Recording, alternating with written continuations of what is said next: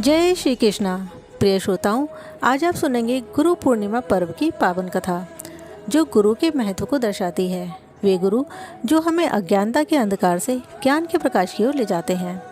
गुरु पूर्णिमा का पर्व आषाढ़ माह की पूर्णिमा को मनाया जाता है।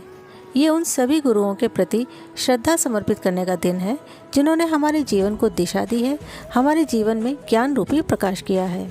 जो श्रद्धा से इस दिन व्रत करता है और गुरु की सेवा करता है, उसके जीवन में अज्ञान का अंधकार दूर होता है, उसे आत्मज्ञान की प्राप्ति होती है और जीवन में सभी विघ्न बाधाएं दूर होती हैं। गुरु पूर्णिमा केवल एक पर्व नहीं, बल्कि एक आध्यात्मिक साधना है जो हमारे जीवन में प्रकाश भरने वाले गुरुओं के चरणों में समर्पित है। आइए अब कथा प्रारंभ करते हैं।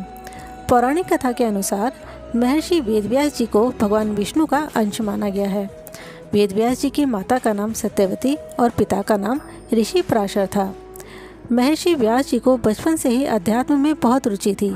एक बार उन्होंने अपने माता पिता से प्रभु के दर्शन की इच्छा प्रकट की और वन में तपस्या करने की अनुमति मांगी। वेदव्यास जी की बात को सुनकर उनकी माता ने उन्हें वन जाने से मना कर दिया, लेकिन व्यास जी माँ की इस बात को सुनकर वन जाने की हट करने लगे। वेदव्यास जी के हट करने की वजह से माता सत्यवती को उन्हें वन जाने की आज्ञा देनी पड़ी। जब व्यास जी वन की ओर जा रहे थे, तब माता ने उनसे कहा, जब भी तुम्हें घर की याद आ जाए तो तुम वापस आ जाना। माता के ऐसे वचन सुनकर व्यास जी वन की ओर चल दिए।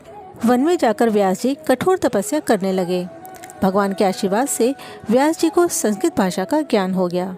इसके बाद उन्होंने वेद, महाभारत, 18 महापुराणों एवं ब्रह्म सूत्र की रचना की। उन्होंने वेदों को 4 भागों में विभाजित किया: ऋग्वेद, यजुर्वेद, सामवेद और अथर्ववेद, जिससे आम जनमानस उन्हें पढ़ सके और समझ सके। उन्होंने महाभारत जैसे महान ग्रंथ की रचना की और 18 पुराणों की रचना करके ज्ञान का अमृत इस पृथ्वी पर प्रवाहित किया। वेदव्यास जी ने अपने शिष्यों सुखदेव, प्रज्वला और जैमिनी को इस दिव्य ज्ञान का दान दिया।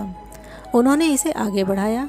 उनके शिष्यों ने वेदव्यास जी के जन्म दिवस को गुरु पूर्णिमा के रूप में पूजते हुए ये परंपरा आरंभ की और तभी से ये दिन गुरु पूर्णिमा के रूप में प्रसिद्ध हो गया।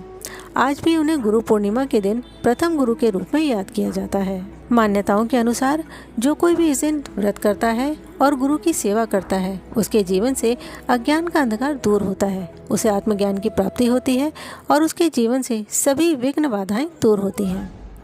तो प्रिय श्रोताओं, यदि आज की ये पौराणिक कथा आपको अच्छी लगी हो तो वीडियो को लाइक और शेयर करें और इसी तरह से व्रत और पूजा पाठ से जुड़ी हुई पौराणिक कथाओं को सुनने के लिए हमारे चैनल को सब्सक्राइब करें। हरे कृष्णा।